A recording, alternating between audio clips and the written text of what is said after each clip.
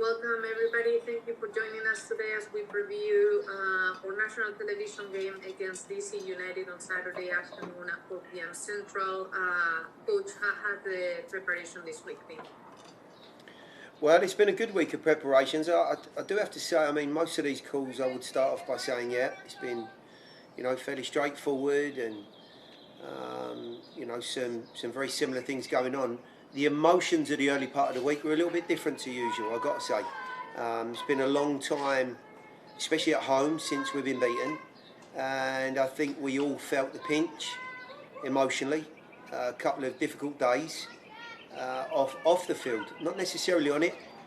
Some good work on the field and a renewed energy and vigour around the guys and their training and, an appetite that maybe comes from the result of the weekend. But I think once we all walked away and we had a couple of discussions about the weekend, there was a very different feel to it. So we're looking forward to Saturday, looking forward to, maybe putting that right and getting back into a bit of a groove. Thank you, Coach. We will open the floor for questions for Peter with Red Hills. Hey, Gary, hope you're doing well. Sounds like the week has been progressing in that way. Just wanted to talk with you, and you kind of alluded to it in your opening remarks there, just about the honest look that you mentioned at the end of the press conference this weekend. What have been the observations when it comes to observing the group? You mentioned potential changes, not necessarily replacements, but what exactly does that mean now that you guys have had a week's worth of training? And secondly, I wanted to ask about Aki in that situation within that context. Previously, you've talked about the first step being impressions on you and the coaching staff, and the second part of that would be the reinforcement of confidence. And so the final step is consistency. So have you seen that based off of what he's done in the past couple of games? Yeah, let me take the first part of that. The observations, to be able to go away, to look at the game, to look at some of the, even individual moments of the game, and to really reflect on, what we've been able to achieve, especially at home. Terrific run. I think, everyone understands and feels what we've been able to get out of our home form. But to take a step back from that now, and having been beaten for the first time in a long time, I think we all felt as though, look, the world hasn't collapsed, first of all. The performance in the first period was one that was below par. And, there were certain discussions and dialogue that we had on Monday when we came in. Now, I'm not going to go into, as I never would. But I think we all feel that there are many, many areas of our game that we're actually really comfortable and confident about. But there are one or two areas that we certainly need to work a little bit harder with. And some of that comes down to mentality. How we start games, how we make an impression and control games, rather than recovering games. There's no lack of determination or drive. And that part of it is never easy. To be able to have all of the qualities that you want in any personality or in any team is never ever easy. And I know for sure that we're still working through some of those pieces of the puzzle. And the really encouraging part of it is some honesty out of the group in the week, some honest feedback, and a real willingness to do whatever it takes to be back, not only in the right place, but in a position where, we're competing for whatever that postseason represents. As far as Aki's concerned, I'm not sure there could have been anyone happier that, he scores a really decent goal at the weekend. It was not easy.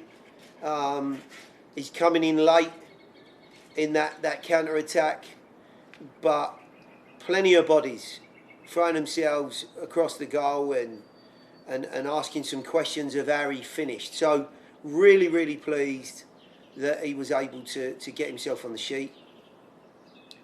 I think over the last 2 appearances, which have both been, if I'm not mistaken, 30 and 45 minutes, or was it 2 45 minutes? I think we've seen some really bright patches in his play, and more than anything else, a brightness and a sharpness about him that I'm not sure has always been there, and that he's been working towards for different reasons. To make sure now that he's able to follow that up, to reinforce that in whatever way, shape or form across the next 3 games in a week for sure. It's going to be a nice opportunity for the squad to show its strength and depth again. Some tough games in some very different environments and against very different teams.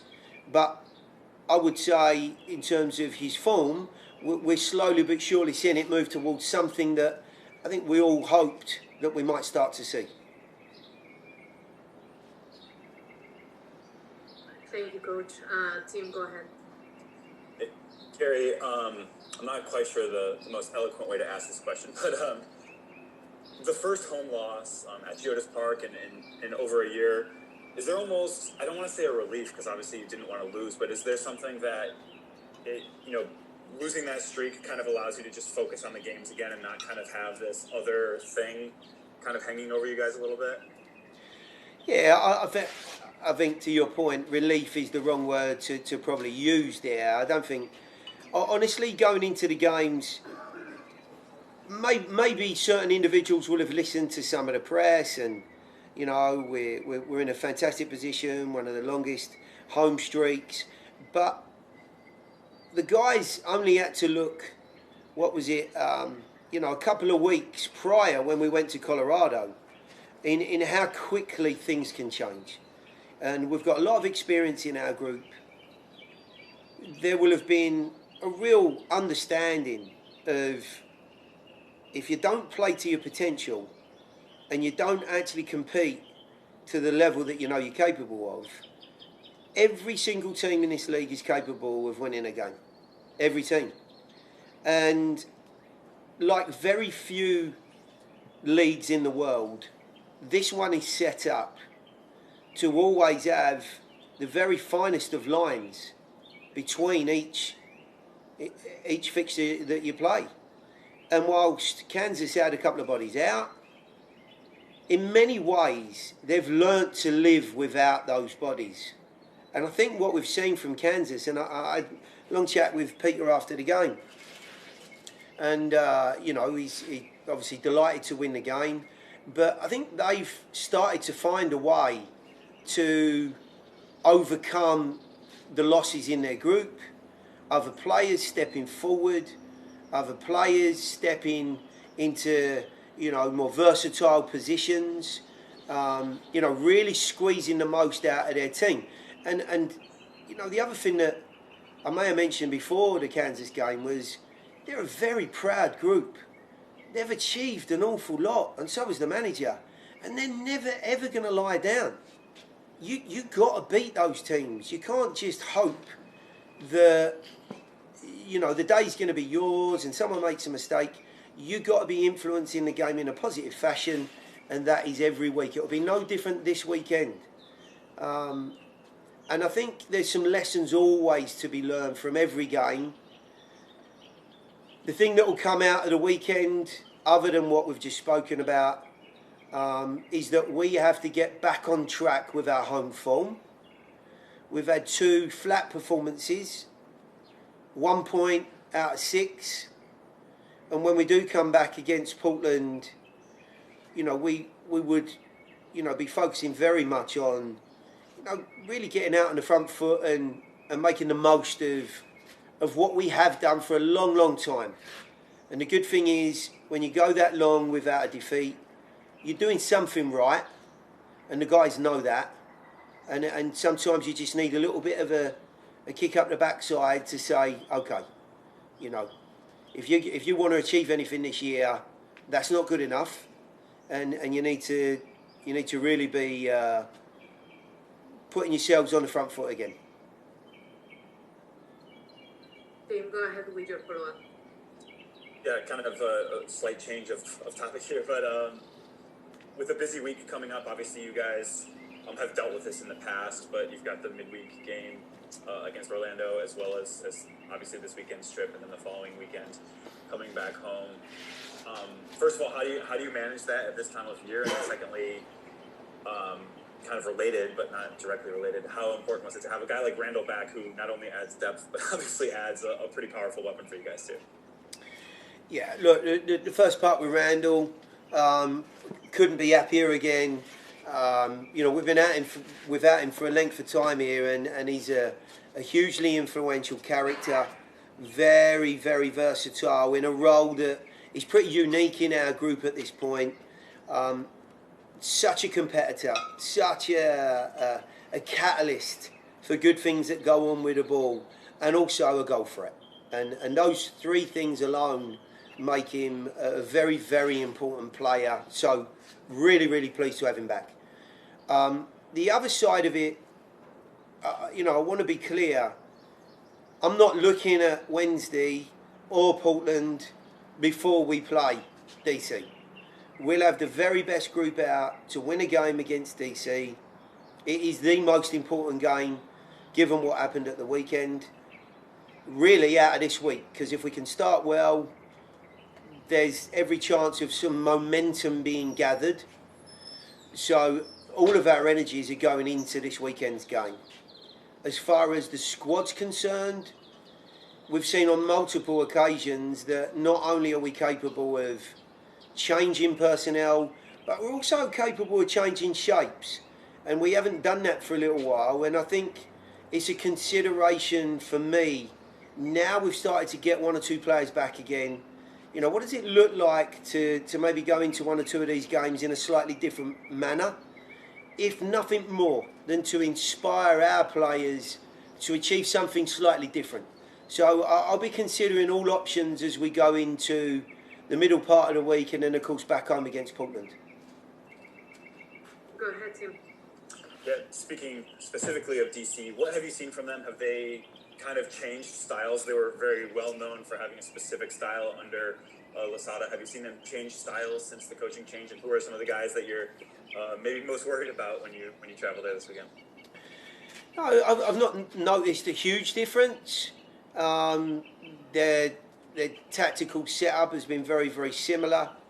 I think the one thing that has been reasonably apparent is the amount of change of bodies within the setup that they have.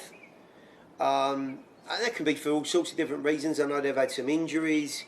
Like all teams, they've had international call-ups. So, maybe getting a settled group has not been possible for them. As far as individuals, capable individuals, I mean, look, I would expect one of the most competitive games this weekend, especially in DC. They're a very positive and aggressive side. I don't mean just physically, I mean with the ball. They play quickly, they play with momentum, they're very proactive.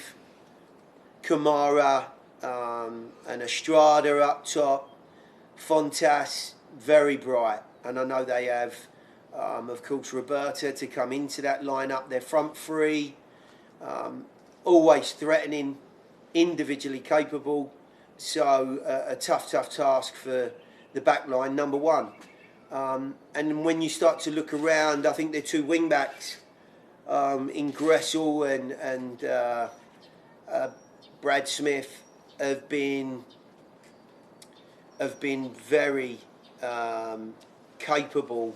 Gressel, of course, more maybe technically minded, individually minded, and a little bit more subtle in the way that he plays. But Smith's a true engine up and down that left-hand side. And the middle part of the field is ultra competitive. It's a tough matchup. It'll be a tough game. And, one that we'll have to be at our best. Thank you, Coach. We have Wes Bowling at training today. Wes, do you have any questions? Sure, just a couple. So for a lot of teams, after a couple of disappointing results, going on the road would be a daunting prospect. For you guys, I mean, you've already done that 10 times this year. You built that foundation away from home. Is there a comfort? Is there a boost to know that you're almost kind of, whereas some teams it's a departure from the routine to travel? You guys have done this. You're well versed in this. Does that give you a little bit of added confidence heading into the DC match? Yeah, I don't know about confidence, but I think it certainly gives us a sense of well-being, if you like, that we're not back-to-back away games that we experienced early on. We've had time in between. It's not as daunting, as you say, as maybe it could have been, and the results have been decent for us. What we do know, though, is that anything that's taken for granted can quickly, bite you in the backside. And I think it's the biggest lesson that maybe we've learnt over the last couple of weeks is that, we've got to face every challenge from here on out with the utmost vigour. And, if we want to be successful this year, I think we've got to remain focused in A, the way we play, and B, what we're running into, because every week that changes. So, challenging, but I think the guys are looking forward to it, and mostly to get back on the field and really start to right the ship. My only other question, this club was constructed very deliberately with that backbone of veterans. In moments like these, as every team has its ebbs and flows of the season, how valuable is it that yours is not the only voice these players are going to hear, that this leadership is going to also recalibrate this team too and hold players accountable? Absolutely. I think every team that you want to look at, the successful ones, have got strong leaders, strong characters, a senior group of players that set standards, that keep people accountable. It's great to have around the training facility and back in the group Walker and Annabelle, of course. The fact that you have the likes of Lovitz and Dax that have been in the league multiple years, have seen just about everything that you need to see, and whilst they're hurt and they're disappointed about the weekend's result, they understand that it wasn't the end of the world. It isn't the end of the world, and the best teams bounce back quickly, and they get themselves moving again and back into a positive mindset, and that really has been the focus this week.